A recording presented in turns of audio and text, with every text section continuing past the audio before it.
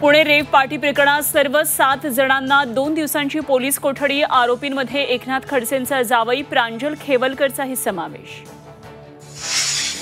पुण्यामधील Kharadi rape party प्रकरण, रोहिणी खडसे घेणार पुण्यातले पोलीस आयुक्तांची भेट। प्रांजल खेवलकरांवर झालेल्या आरोपांबाबत करणार चर्चा।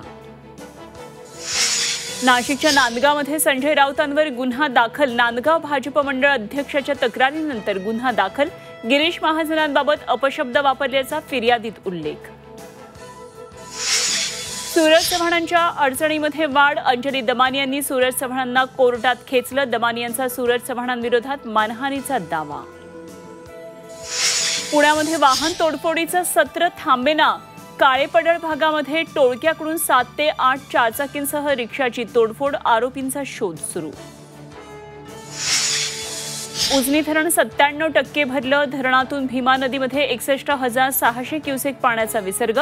नदीकाठच्या गावांना सतर्कतेचा इशारा।